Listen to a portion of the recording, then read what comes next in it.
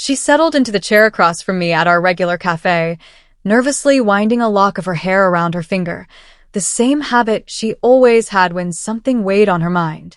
From the second she showed up, I sensed something wasn't right. Her smile looked forced, never quite reaching her eyes, and she avoided holding my gaze. We'd been together for almost 3 years. Things hadn't been smooth lately, but nothing prepared me for what came next, and she said it without any warning at all. She met my eyes and stated plainly, "I went on a date with someone else last night." Time seemed to stop. I blinked, unsure if my ears had betrayed me. But she continued, calmly mentioning his name, explaining they worked together, describing how they shared laughs over dinner. This wasn't a slip of the tongue. She was deliberate. I watched her, trying to process it all. There was no regret on her face. If anything, it felt like she was gauging my reaction, pushing to see how much I'd tolerate. Maybe she thought I'd beg. Maybe she expected me to break down. Instead, I slowly lifted my cup, took a measured sip of coffee, nodded once, and said, "Thanks for being honest. I hope he treats you better than I ever did."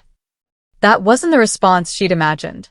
She went still, her mouth slightly open, clearly stunned. "That's it?" she asked, disbelief creeping into her voice. "You're not angry?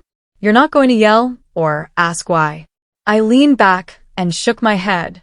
The hurt was there, but I refused to let her see it. I told her I don't fight to remain somewhere I'm no longer wanted. If she felt the need to look elsewhere, then our relationship had already ended. I just hadn't been informed yet. That hit her hard. The confidence she walked in with began to crack, and uncertainty flickered across her face for the first time. She started to retreat from her words, claiming she hadn't meant for things to go that far, that she was confused and just trying to understand her feelings. But every excuse rang hollow.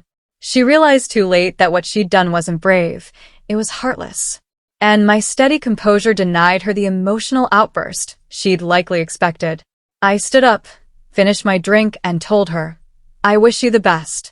You made your decision. I'm just respecting it." Regret surfaced in her eyes, but I didn't wait to see it grow. I walked away with my dignity intact, leaving her sitting there, watching someone leave without looking back. That night, I stopped by her place to collect my belongings. There wasn't much. I'd learned not to settle in too deeply. I left the photos, the notes, the gifts behind.